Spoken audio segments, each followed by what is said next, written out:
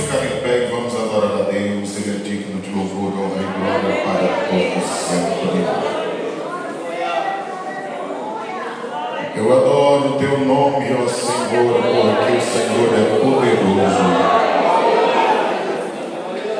Glorifico ao Senhor, porque há poder no teu nome e na tua palavra. Nós nos alegramos em servir a ti,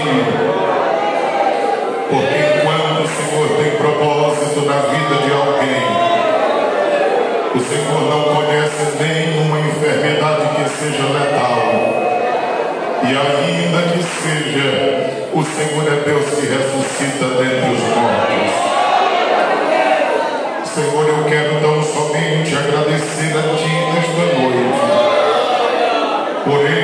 por muitos milagres que diariamente nós temos ouvido do que o Senhor tem feito aqui.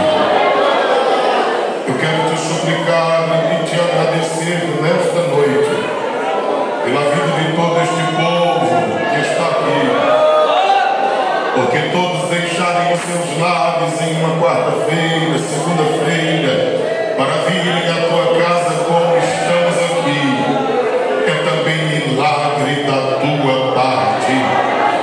A ti louvor, honra e glória, porque não fosse a tua infinita bondade e misericórdia, nós não estaríamos aqui. Mas este culto é em louvor, em adoração, em gratidão, em exaltação ao teu santo, bendito e eterno nome.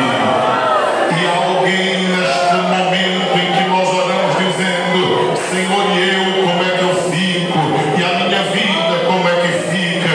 Jesus, cura nesta noite também e cala a boca deste povo que às vezes murmura e reclama. O Senhor é Deus que cura de toda e qualquer enfermidade, sem interessar onde ela esteja.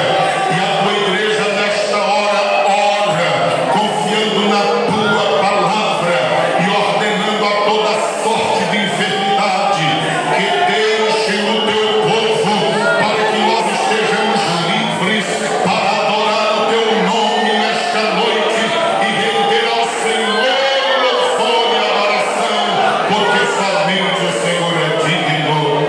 Te louvamos e adoramos o teu nome e te agradecemos em nome de Jesus. Salmos de número 51, versículo de número 5.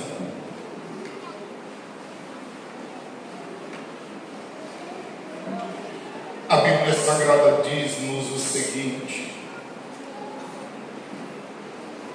51 e o versículo 5 de Salmos está dizendo: eis que em iniquidade fui formado, e em pecado me concebeu a minha mãe. Todos nós juntos, 1, 2, 3 já. Eis que em iniquidade fui formado, e em pecado me concebeu minha mãe. Amados irmãos, hoje nós vamos pensar um pouco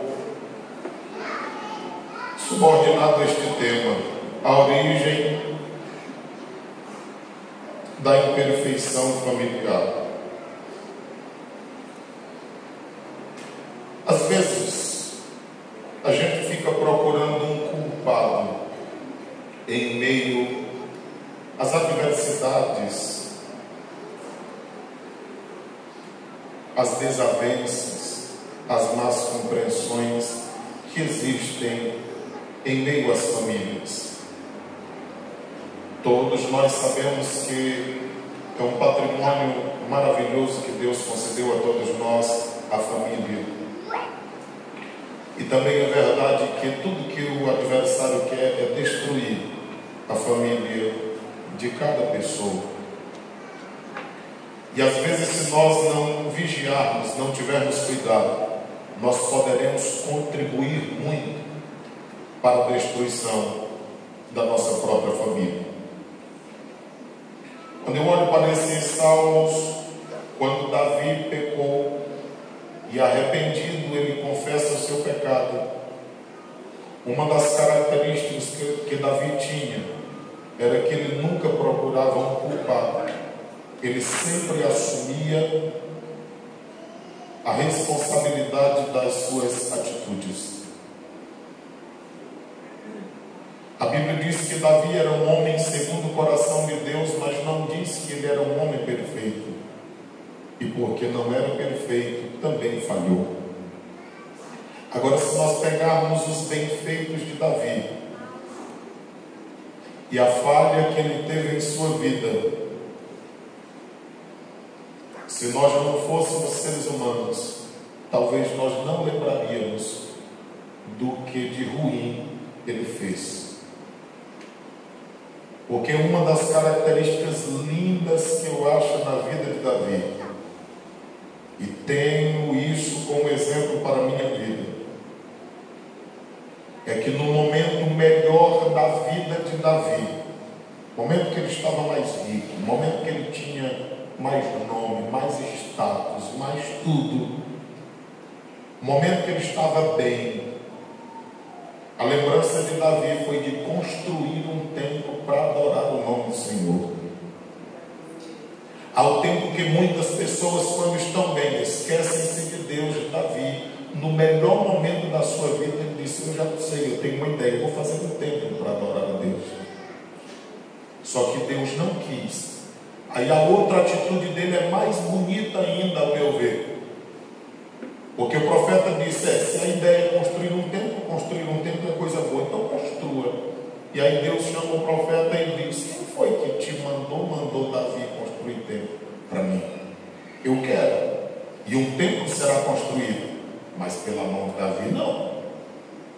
Agora, o que sairá dos lombos dele, o filho dele sim, esse construirá.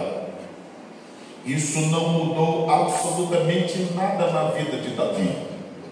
A Bíblia diz que mesmo assim, dali em diante, todas as guerras que Davi ia, todos os despojos que ele arrebatava das vitórias, ele trazia tudo e deixava ao pé da obra, porque ele tinha certeza na palavra de Deus, e que um dia um de seus filhos construiria.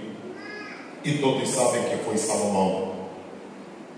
Diferentemente de muitos de nós, que se eu levo o nome, eu contribuo e faço. Se eu não vou levar o nome, para que eu vou ajudar ninguém?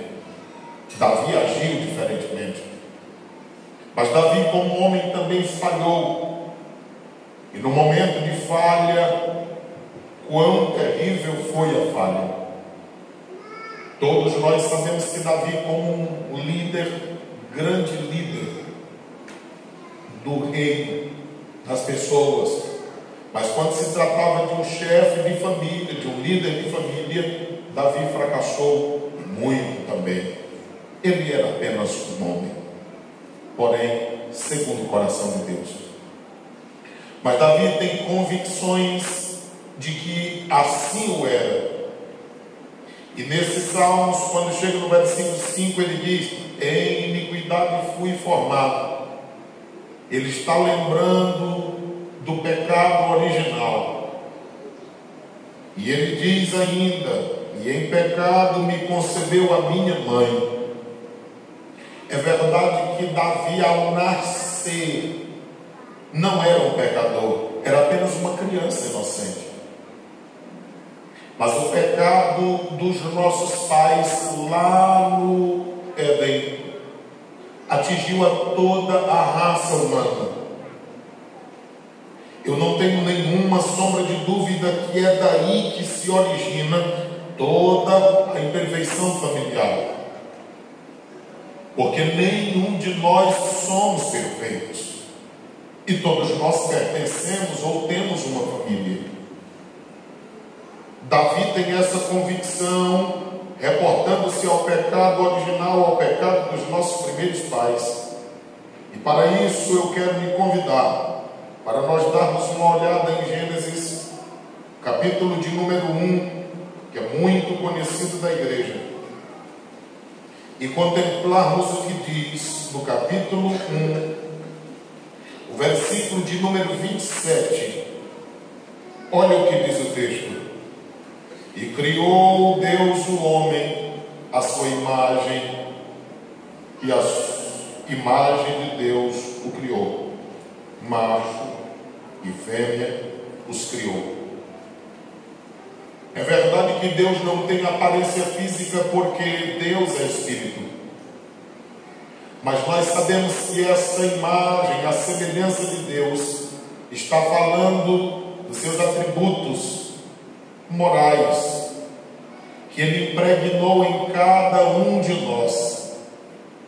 Há valores que nascem conosco, que são digitais do Criador, que estão em nós. Uma delas, por exemplo, a justiça. Por mais que um pai seja errado, ele quer que os seus filhos sejam certos. É difícil de acontecer, porque de repente, como um pé de uva vai botar laranja? Mas mesmo que um pai ou uma mãe sejam errados, dificilmente eles vão apoiar os erros dos filhos, embora sejam os mesmos erros dele. O que é isso? Justiça. Por mais que nós falhemos e muito, mas aqueles que falham mais do que nós, por exemplo, um estuprador, um matador de gente, por aí vai, nós gostaríamos que eles fossem punidos e que recebessem a justa recompensa, a fim de que evitasse que outros tomassem a mesma decisão. Porque isso é uma lei de justiça que existe dentro de cada um de nós, que defende aquilo que é certo. E assim sucessivamente. Nós temos em nós, por exemplo, a lei do amor. Qual é o pai, qual é a mãe que não ama o seu filho? É verdade que isso às vezes fica meio que maculado, porque Deus ama toda a humanidade. O desejo de Deus era que nós amássemos semelhantemente a Ele também a todas as pessoas. Mas de repente nós fazemos seleções. Por quê? Porque nós somos imperfeitos. É por esse motivo que constantemente nós estamos reunidos, esperando e desejando que Deus trabalhe em nós, para que nós nos tornemos o máximo parecido com Ele. O apóstolo Paulo disse que foi-nos dado profetas, apóstolos, pastores, evangelistas e mestres, para que todos nós cresçamos até chegarmos à estatura de varão perfeito é Cristo, e não sejamos levados em volta por qualquer vento de doutrina. Efésios 4, 11 a 13. Quando nós olhamos para isto na Bíblia, eu fico impressionado quando ele diz em Efésios 4 e 12, para que nós, que somos santos, sejamos aperfeiçoados. Significando dizer que ser santo não é ser perfeito. Ser santo é simplesmente porque Deus nos arrancou do mundo e nos colocou no reino do Filho do seu amor. Mas Ele não nos aperfeiçoou, Ele está nos aperfeiçoando. E chegará o momento onde nós seremos plenamente perfeitos, mas isso será somente na eternidade. Enquanto não chega aquele dia, nós vamos melhorando. A palavra do Senhor vai trabalhando em nós, e nós vamos melhorando dia após dia. Ainda em Gênesis capítulo 1, versículo 28, olha o que diz o texto: e Deus os abençoou. Ora, Deus criou a sua imagem, a sua semelhança, e colocou a bênção dele em nós. Que coisa boa era lá no jardim.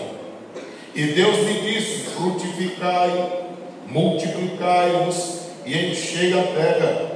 E tem mais, é para vocês dominarem. Olha aí: sujeitai-a, dominai-a, sobre os peixes do mar, sobre as aves dos céus e sobre todo o animal que se move sobre a terra. Observe que além de Deus abençoar o homem, Ele deu ao ser humano a autoridade sobre toda a natureza. Ou seja, esse mundo era para ser dominado pelo ser humano.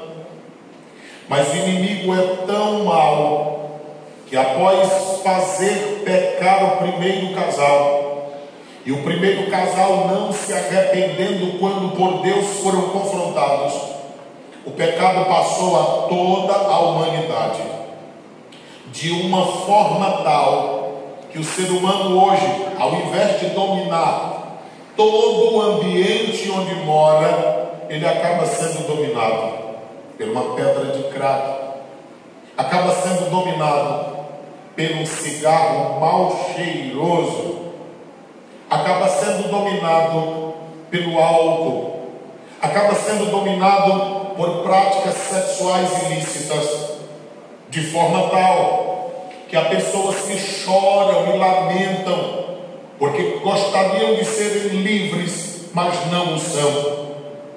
Há muitas pessoas que nos veem e às vezes acham que é ridículo a nossa vida. Trabalho, escola, igreja. Igreja, escola e trabalho. E há alguém que diga: eu gostaria tanto de ser crente, mas eu fico olhando essa vidinha de vocês, não dá certo para mim.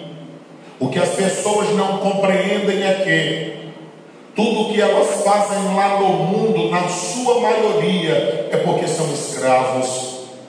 Quantos deles choram dizendo: eu não vou mais fazer, no outro dia volta a fazer. Quantas pessoas já ajudaram e prometeram a sua família, a sociedade, a polícia, que não vão se comportar desta ou daquela forma, mas infelizmente são dominados. Nós louvamos a Deus porque todos nós viemos aqui segunda, estamos retornando hoje, mas todos nós estamos livres porque Ele nos libertou. Presos nós éramos antes, escravos nós éramos antes, mas hoje nós somos livres porque Cristo nos libertou. Quando eu olho para Gênesis capítulo 1, versículo 31, que maravilha esse texto. A Bíblia diz: e viu Deus tudo quanto tinha feito, e eis que era o que, igreja? Muito bom. Quando eu olho para este muito bom, e o texto continua, não para, dizendo: quanto tinha feito, e eis que era o que, igreja? E foi à tarde e manhã o dia sexto. Quando eu olho para isso, eu fico vendo que Deus criou tudo perfeito, fisicamente. Qual era o alejo que tinha em Adão ou em Eva? A Bíblia não registra. Afinal de contas, foi o próprio Deus, a própria Trindade Santa. Observe que Gênesis 1, 26 diz: eia, façamos o homem. Então a Trindade Santa se reúne para tocar o pó da terra e fazer o ser humano. Você acha que o Senhor faria alguma coisa imperfeita? A Bíblia diz que tudo que fez era muito bom, então era perfeito também na sua moralidade. Eram perfeitos fisicamente, eram perfeitos moralmente, e mais, eram perfeitos intelectualmente. Eles eram perfeitos também na sua espiritualidade. Irmãos, a perfeição era tão grande que diz em Gênesis 2:25: e os dois estavam nus, o homem e a sua mulher, e não se envergonhavam.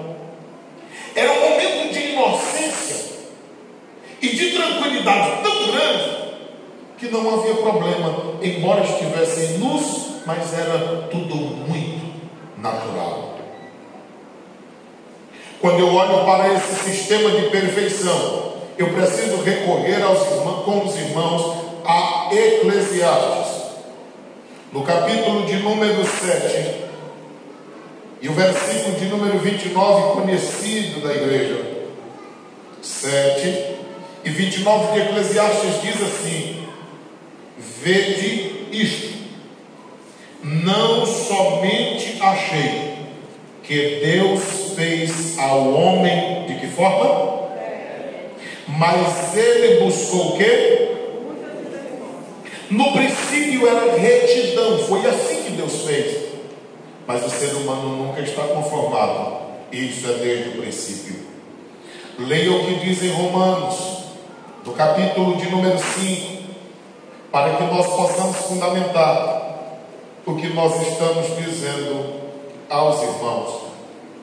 Olhando para esse texto sagrado, que nos esclarece tão bem, nós prosseguiremos a nossa meditação nesta noite, para que possamos entender um pouco mais.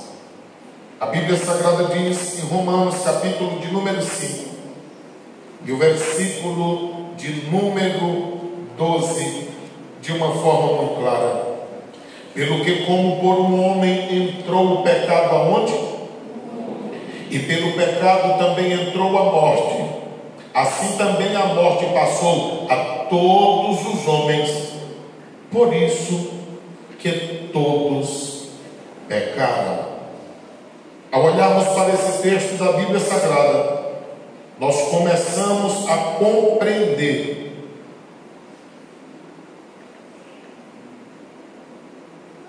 exatamente o que aconteceu na vida de cada um de nós. E foi exatamente isso, foi por causa do pecado. Se você ainda tem paciência, veja o que diz Romanos, capítulo de número 7, e o versículo de número 11. Olha o que diz, para que nós vigiemos mais. Romanos 7,11 diz: porque o pecado, tomando ocasião pelo mandamento, fez o quê? E por ele fez o quê? É assim que aconteceu lá no princípio. Agora voltemos para Gênesis e vamos começar a nossa meditação. Quando nós olhamos para o que aconteceu no Gênesis, partindo de uma análise, de um questionamento acerca da fé, observe o que tem em Gênesis 2, versículo de número 16 e 17, está escrito, Gênesis 2, 16 e 17: e ordenou o Senhor Deus ao homem, dizendo: de toda árvore do jardim comerás livremente. O homem poderia comer de quantas árvores? De todas. Agora olhe o que diz no capítulo de número 3, versículo 1. Ora, a serpente mais astuta que todas as animais do campo que o Senhor Deus tinha feito, e esta disse à mulher: é assim que Deus disse: não comerás de toda árvore do jardim. O problema é que a mulher dá ouvido e ela começa a dialogar. Versículo 2: e disse a mulher à serpente: do fruto das árvores do jardim comeremos.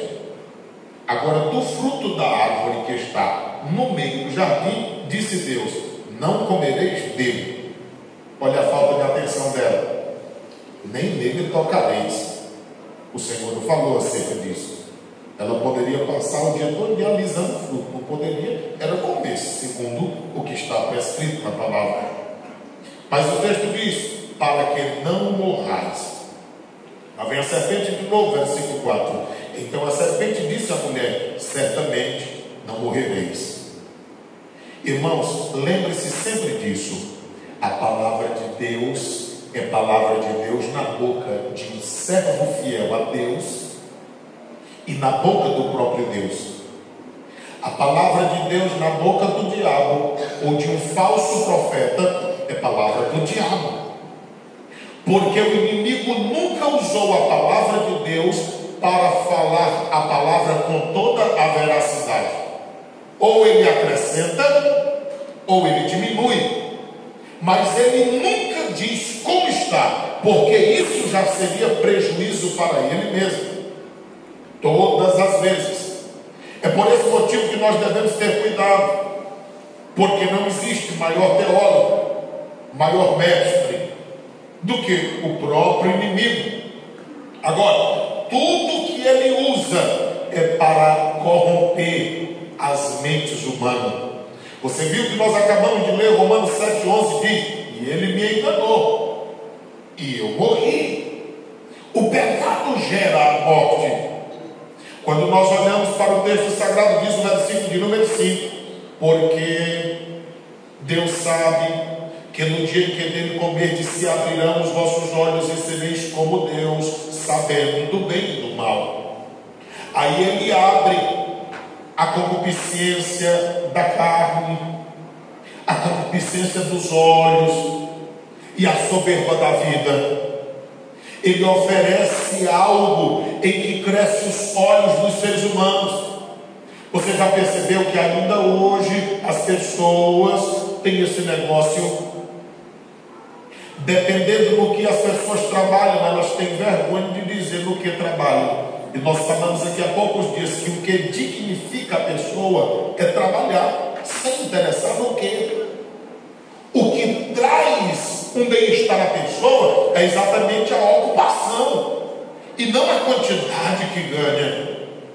Mas infelizmente há pessoas que se envergonham de serem quem são, de fazerem o que fazem, de estar onde estão, e isso também prejudica famílias. Você sabia que há mulheres que gostariam de ter casado com um homem rico, mas casaram com um liso, e tem dificuldade de conviver com o elemento, porque sabe que ele é liso, mas o espírito dele é rico.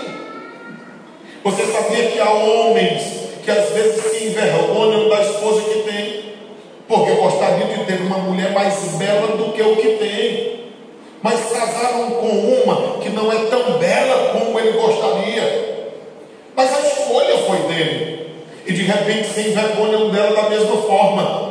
Eu estou lhe dizendo nesta noite que quando nós olhamos para esse texto sagrado, o inimigo promete alguma coisa que sabia que não iria acontecer. Nunca esqueça disso. Geralmente o adversário nos oferece algo que nós não precisamos disso, mas sempre está nos sendo oferecido. É por isso que eu tenho temor do evangelho que ouço pregar nos dias atuais. Porque o evangelho que nós ouvimos pregar por aí é um evangelho que promete às pessoas tudo que Jesus rejeitou lá no deserto. Quando o Senhor Jesus estava no deserto, disse: tu és o Filho de Deus, então mostra quem tu és, transforma pedra em pão. E Jesus disse: não é só de pão que vive o homem, é de toda palavra que sai da boca de Deus. Há pessoas por aí querendo provar o que são ou o que não são as pessoas. Quantos jovens já não fracassaram simplesmente porque alguém disse: prove que você não é viado, e aí de repente ele cai nessa besteira. Aí vai satisfazer pessoas e desagrada a Deus. Quantas meninas já na famosa prova de amor já não destruíram as suas vidas e depois vem o arrependimento, a tristeza e a dor, mas aí já é tarde demais. Aí vem decepção, vergonha, tristeza e assim sucessivamente.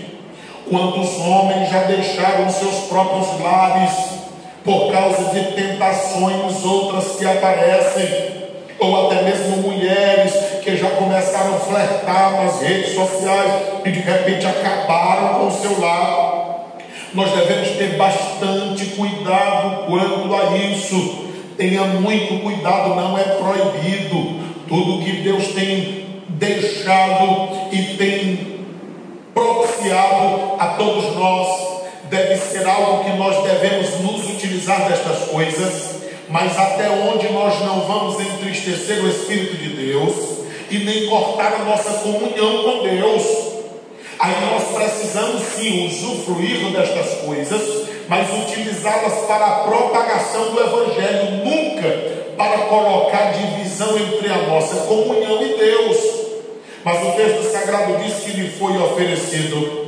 Quando nós olhamos para o versículo de número 6, olha que o inimigo sempre usa essa tática, a visão. A Bíblia diz: e vendo a mulher que aquela árvore era boa para se comer, também era agradável aos olhos. A Bíblia diz que a árvore era desejável para dar entendimento. Tomou do seu fruto e comeu, e deu também ao seu marido, e ele comeu com ela. Veja só que depois de ludibriar através do argumento, ele usa a visão para que pudesse ver, desejar e querer, e assim estava colocando divisão entre a comunhão do homem e a comunhão com Deus. Sem nenhuma sombra de dúvida, a imperfeição familiar se origina aqui. Se não, vejamos, primeiro ponto da mensagem, está aí o senso de vergonha, versículo de número 7. E foram abertos os olhos de ambos, e conheceram que estavam como? E cozeram folhas de figueira, e fizeram para si aventais.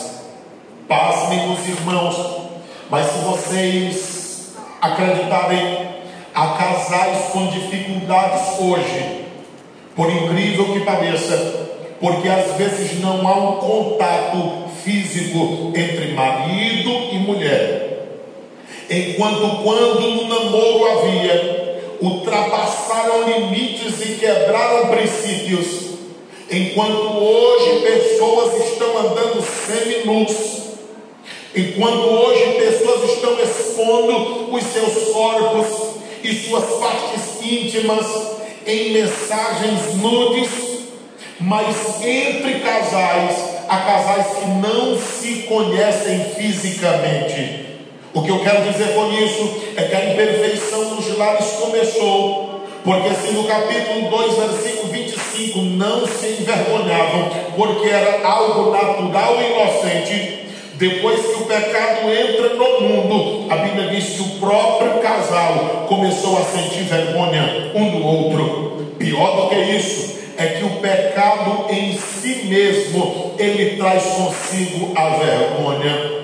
Você não tem ideia da quantidade de pessoas que sofrem há décadas, porque pecaram, fracassaram, erraram, e não têm coragem de pedir perdão a Deus, nem tampouco de confessar as suas misérias, para libertar-se da sua mente e prosseguir uma vida espiritual sadia. Para que você tenha uma ideia, há muitas pessoas que até hoje têm vergonha de si mesmas ao se olharem no espelho, porque o inimigo está lá outra vez para acusá-los e dizer do que fez ou deixou de fazer, e acusá-los outra vez, de tal forma que essas pessoas às vezes estão no nosso meio, e para o sentimento delas era como se todos nós soubéssemos do que elas praticaram em sua vida.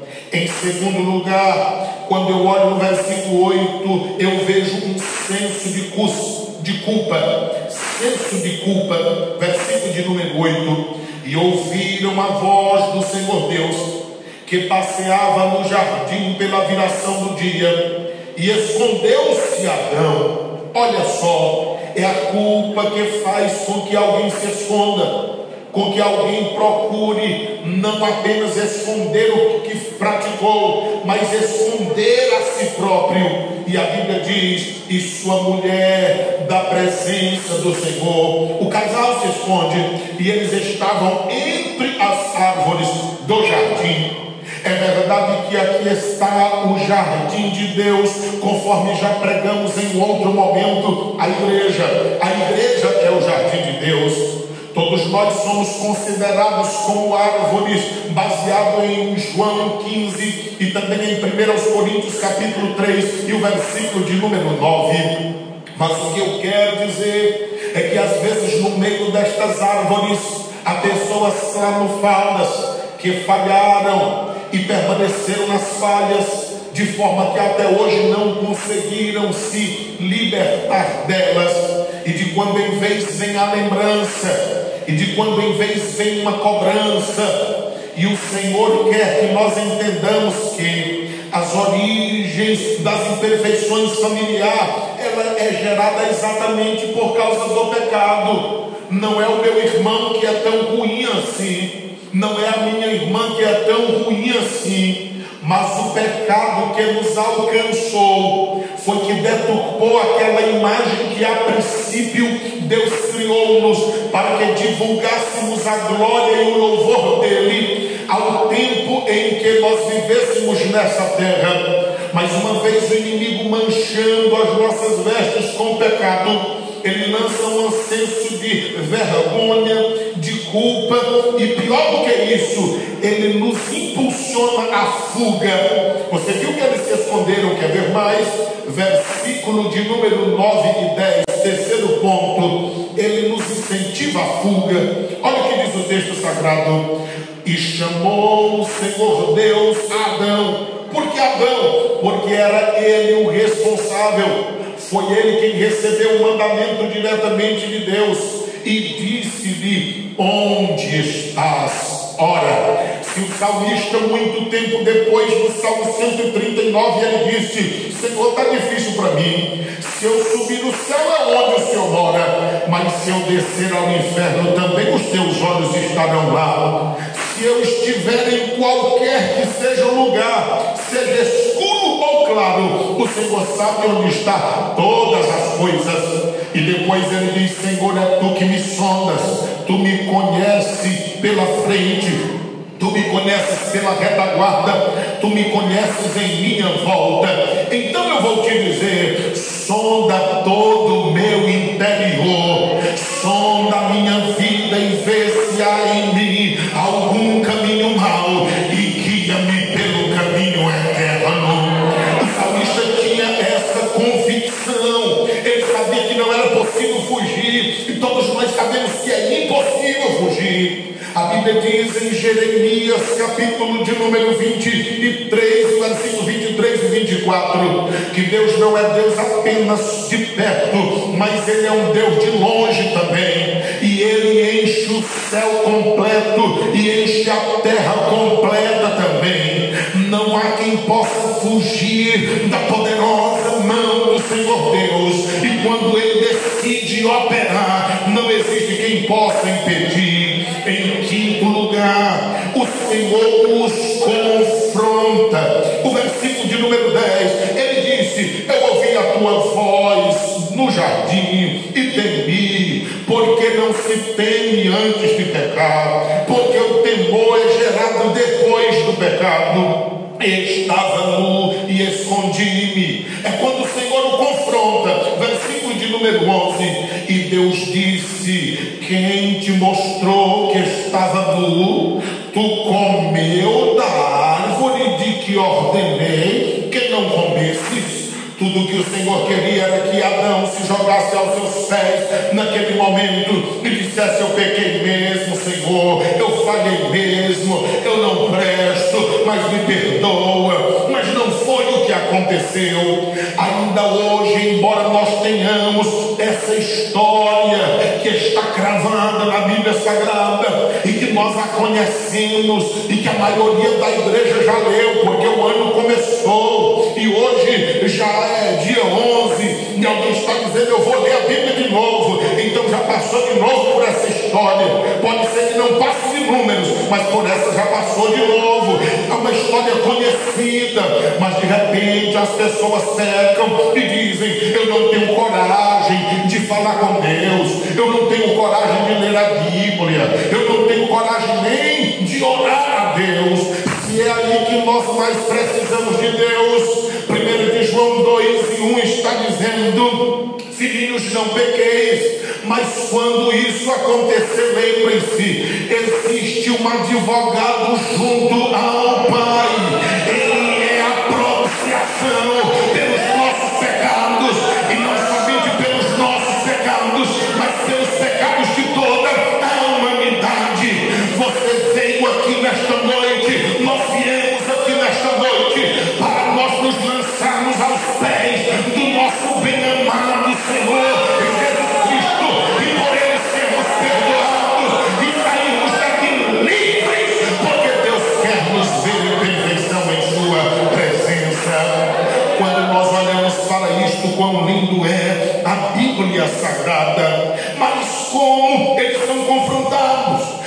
eles não seguem o caminho que deveriam.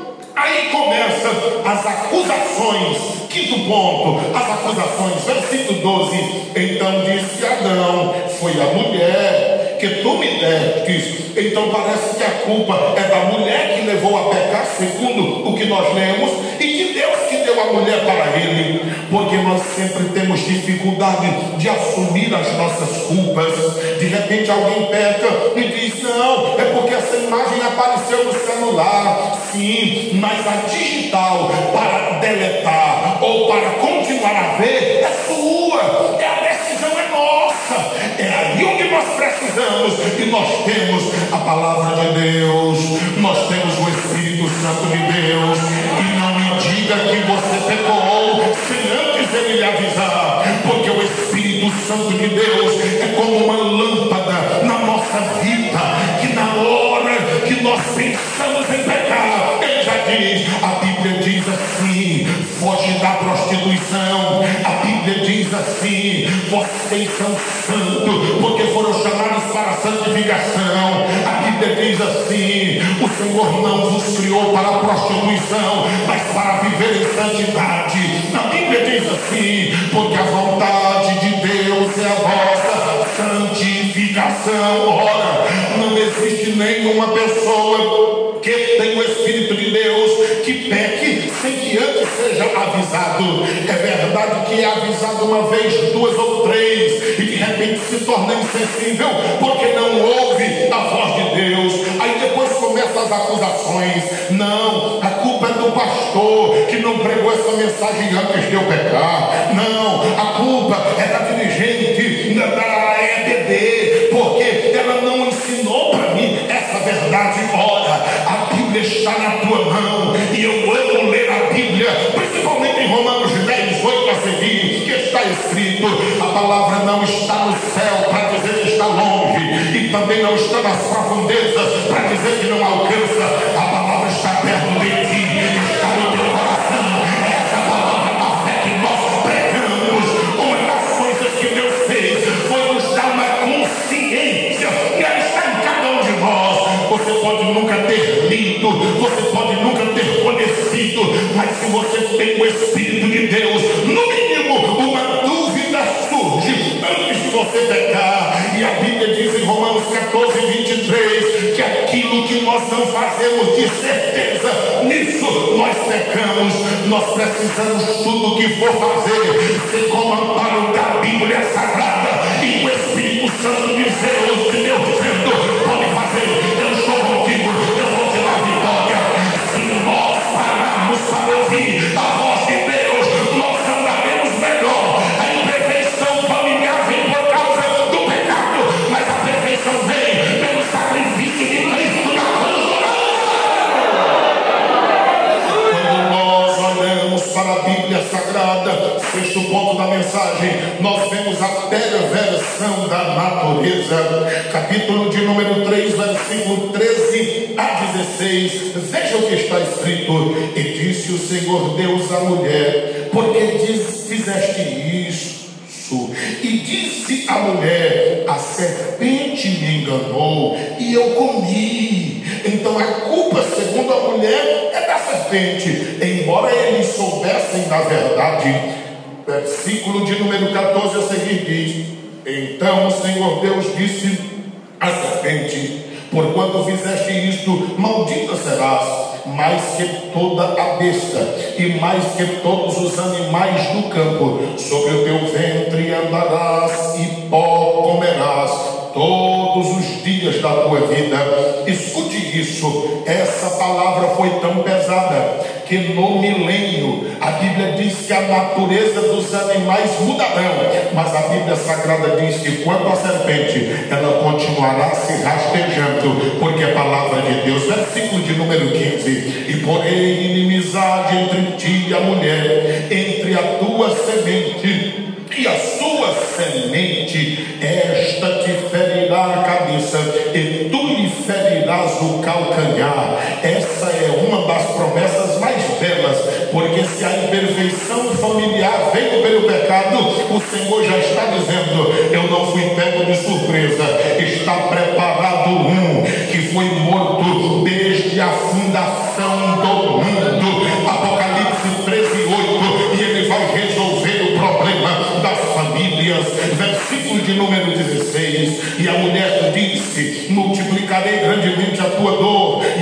conceição com dor terás filhos, e o teu desejo será para o teu marido, e ele te dominará. Amados, eu vou dizer-lhes uma coisa nesta noite muito séria, e eu peço que não seja preciso nunca usarmos, mas se precisar, necessário é que saibamos disso. Às vezes nós sabemos cuidar das casas alheias, às vezes nós somos os melhores conselheiros, melhores pregadores, as famílias alheias, mas quando chega na hora de nós resolvermos os problemas da nossa família, às vezes nós não queremos resolvê-los, e às vezes nós não temos a capacidade. Às vezes a irmã diz: minha irmã, tenha paciência, ele te trai porque ele não conhece a Deus, ou ele te traiu porque ele é fraco, conhece a Deus mas é fraco. Mas quando chega na casa, a irmã diz: não, eu não aceito esse negócio de perdão, o negócio é divórcio mesmo. Aí é por isso que eu digo, tem gente que casa para divorciar e tem gente que divorcia para casar. Da mesma forma o homem às vezes diz: não, meu amigo, é que ela falhou, quem sabe você também falhou em algum momento com ela, e agora estás recebendo a moeda em troca. Mas isto é na família do outro, que Deus o livre isto nos acontecer. A gente diz: eu não quero mais, porque eu nunca fiz isso, e ela fez, então aí ela se vira para lá, e eu vou seguir outro rumo na minha vida. Deixa eu lhe dizer uma coisa: se Deus nos tratasse desta forma, nenhum de nós estaríamos aqui, começando de mim. Eu louvo a Deus porque Deus não vê como vê o homem. Eu louvo a Deus porque Deus não vê como vê o homem. Eu louvo a Deus porque Deus não vê como vê o homem. Eu estou lhe dizendo que a imperfeição familiar é um adversário que nós temos. O pecado não é por causa dos seres humanos, e tudo que o inimigo quer é colocar nojo no esposo pela esposa, na esposa pelo esposo, às vezes nos filhos pelos pais e nos pais pelos filhos. Mas eu quero que nós saibamos que as imperfeições de nossas famílias é por causa do pecado. Se nós temos consciência disto, então quem vai sair da nossa casa e arrumar as malas vai ser o pecado. Nós vamos ficar na nossa família e vamos convidar Jesus Cristo para entrar na nossa família, e a nossa família será uma bênção, porque eu sei de onde vem a falha, eu sei de onde vem o remédio, e o remédio é o sangue do Cordeiro, que tira o pecado do mundo. A Bíblia Sagrada mostra que há dificuldades na natureza. Sétimo ponto da mensagem, versículo de número 17 e 18, está escrito: e Adão disse: porquanto deste ouvidos a voz da tua mulher, e comeste da árvore de que te ordenei, dizendo: não comerás dela, maldita é a terra por causa de ti, com dor comerás dela todos os dias da tua vida. A terra está maldita, a dor chega ao ser humano, e agora teria que trabalhar, mas teria que cansar, porque antes já tinha trabalho. Versículo de número 18: o pecado afetou a natureza, começou a nascer espinhos, começou a nascer cardos ou abrolhos também, e começou a produzir. Agora a Bíblia diz: comerás a erva do campo. Era assim que o ser humano se alimentava no princípio. Quando nós olhamos para isto, também em oitavo lugar vem a morte física, porque a espiritual já tinha acontecido, a morte moral também já tinha acontecido. Agora vem a morte física. No capítulo 3 e o versículo 19 diz: o suor do teu rosto comerás o teu pão, até que tornes a terra. Ou seja, agora o homem passou a morrer, porque antes não era para morrer. Era por isso que tinha a árvore da vida e a árvore do conhecimento do bem e do mal. Eram duas árvores que estavam lá. Quem diz é Gênesis 2 e o versículo de número 9: e o Senhor Deus fez brotar da terra toda árvore agradável à vista e boa para a comida, a árvore da vida no meio do jardim jardim, e a árvore da ciência do bem e do mal. Lá estavam as duas árvores, mas a Bíblia Sagrada diz que como o homem pecou, desobedecendo a Deus, agora a morte chega a ele. Versículo de número 19: porque dela foste tomado, porquanto és pó, e em pó te tornarás. Logo, aqui estava a sentença de morte. Veja só, o homem pecou, morte espiritual. Quem está morto espiritualmente, moralmente, para ele, para ela, nada vale. Observe que quando as pessoas dilaceram as suas famílias, um vai para um lado, um vai para outro, você ouve dizer aquelas pessoas fazem coisas que você nunca imaginou que se fazia, pelo menos na terra. Quanto mais as pessoas agirem daquela forma, então o homem morre moralmente. Mas aqui fala de uma morte física. Mas se as pessoas que ouvem essa mensagem não se arrependerem, não se voltarem para Deus, chegará um dia em que morrerão eternamente. E essa é a segunda morte, porque depois dessa morte física chegará o juízo, de que falamos aqui na segunda-feira, e depois desse juízo será condenado ao fogo eterno. Mas como o Senhor mostra-nos a ferida, mas mostra-nos também o remédio, vamos ver o que diz Romanos no capítulo de número 5 ainda. Nós lemos o versículo de número 12 no princípio. Vamos ler agora o versículo de número 20 e o 21. Está escrito: veio, porém, a lei para que a ofensa abundasse. Quando a lei chegou, mostrou o pecado das pessoas, e a lei mostrou que o pecado era muito mais do que o que elas imaginavam. Mas onde o pecado abundou, superabundou a graça. A lei mostrou o pecado, mas a graça perdoou o pecado. A lei mostrou a ofensa, mas a graça tirou a mesma. O 21 diz: para que assim como o pecado reinou na morte, também a graça reinasse pela justiça para a vida, o que, igreja? Para a vida eterna. Por quem? Por Cristo Jesus, o nosso Senhor. Então tem vida eterna para quem crê, para quem se arrepende. Eu quero que você leia comigo ainda Hebreus, capítulo de número 9 e o versículo de número 26. Eu me alegro muito ao ler este versículo, e nele nós vamos encerrar a mensagem de hoje. Hebreus 9, 26 está dizendo: de outra maneira, necessário lhe fora padecer muitas vezes desde a fundação do mundo. O que o escritor de Hebreus está dizendo é o seguinte: se o sacrifício de Cristo fosse imperfeito, como imperfeito eram os sacrifícios dos sumos sacerdotes do Antigo Testamento, ele tinha que ficar morrendo, e muitas vezes isso aconteceria. Hebreus 9, 26.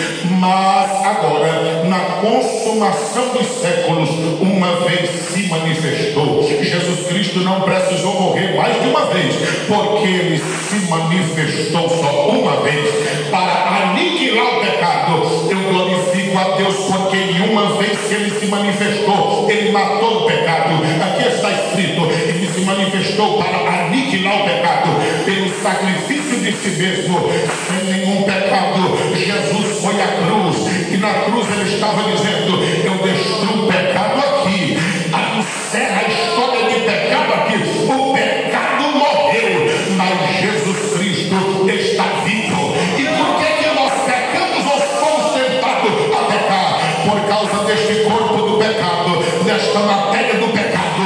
É por isso que ele disponibilizou o Espírito Santo para morar dentro de cada um de nós, para que todas as vezes que o pecado se apresentar, nós digamos: ele se manifestou para desfazer todas as obras do diabo.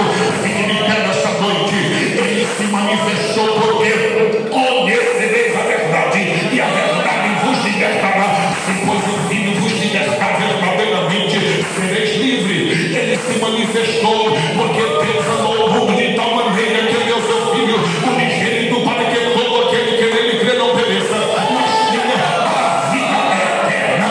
A imperfeição familiar existe, porque nós somos imperfeitos, mas o Senhor quer que a nossa família ande o mais sagrado possível. Mas isso só é possível se Jesus estiver na nossa família.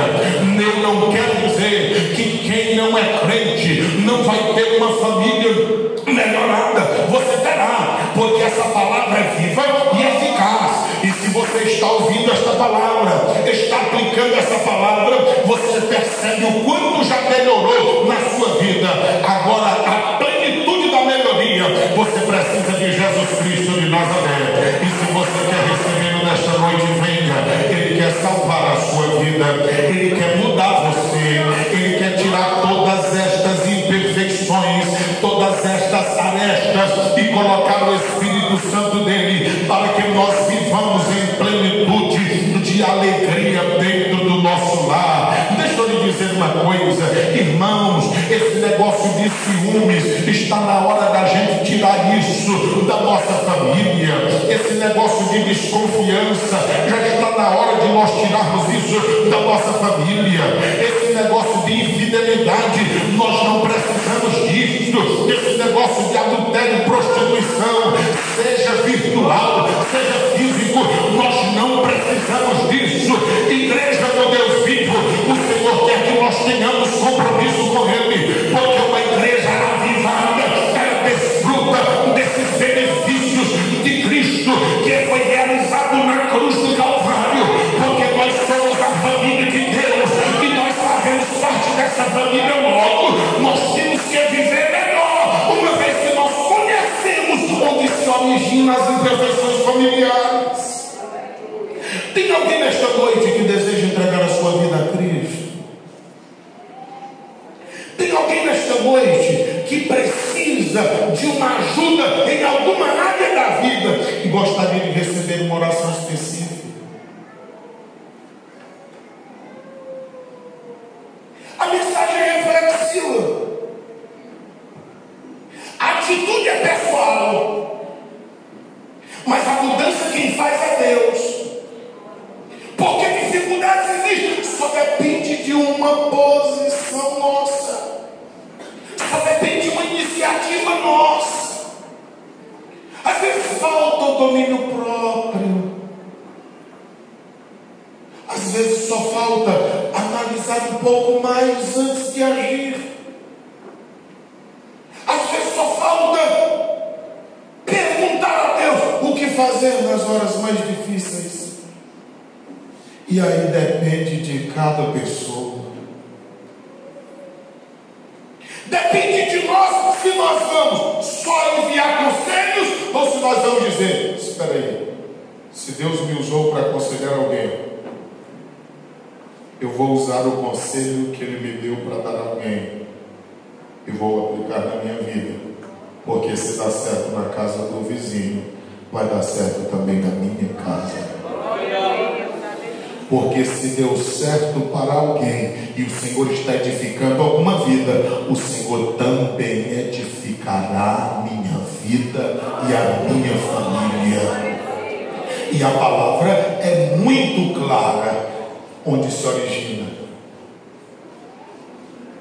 a imperfeição familiar. É pecado. É por causa do pecado. Chegou a imperfeição, aí vem todas essas dificuldades. Mas o Senhor é poderoso para agir na minha vida, na sua, na nossa, e assim a gente viver melhor. Tem alguém para mais receber oração? Tem alguém que queira se reconciliar com Deus? Tem alguém que queira se entregar a Cristo Jesus como Senhor e Salvador? A oportunidade é esta. É só Jesus quem pode fazer. E não se preocupe com quem vem à frente. Às vezes a gente se preocupa. Eu sempre digo que são as pessoas que mais se aproximam, são as que mais se humilham. Às vezes nós achamos que estamos tão bem, não temos coragem, mas às vezes estamos um pouco mais distantes. Mas todas as vezes que nós sentimos e que nós nos voltamos e que nós levamos a sério a nossa iniciativa, o Senhor está a trabalhar na vida de cada um de nós para nos aperfeiçoar e nos melhorar. É esse o objetivo.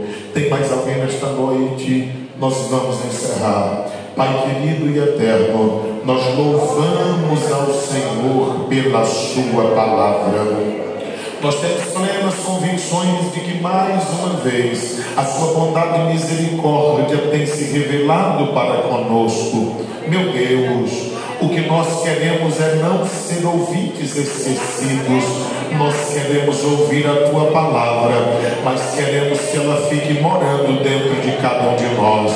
Nós queremos voltar para os nossos lares, mas nós queremos o nosso lado perfeito equilíbrio do teu Espírito Santo.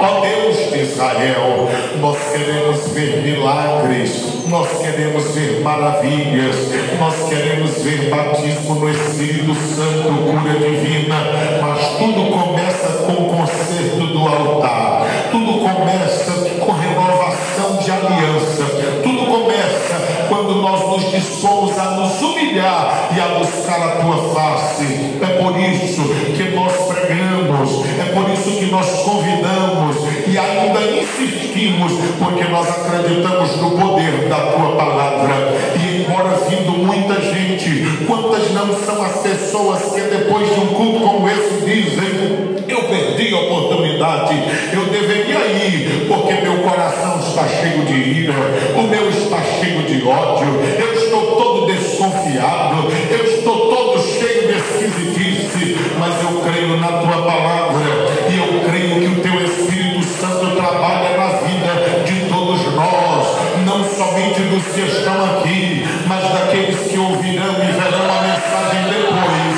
Espírito de Jesus Cristo, que para o Senhor não tem nenhum limite, rompe as telas e tem um contato pessoal com este homem, com esta mulher, com este jovem, seja no carro, seja na sala da casa, ou até mesmo no quarto. Meu Deus eterno, o Senhor é perfeito e nós estamos pedindo ao Senhor que ajuste as nossas famílias, a tua igreja, para o teu louvor e para a tua glória. Que a graça do Senhor Jesus, o amor de Deus, o nosso Pai, a comunhão e a consolação do Santo Espírito de Deus seja conosco, não somente agora, mas sempre. Todos dizem: amém. A paz do Senhor a todos.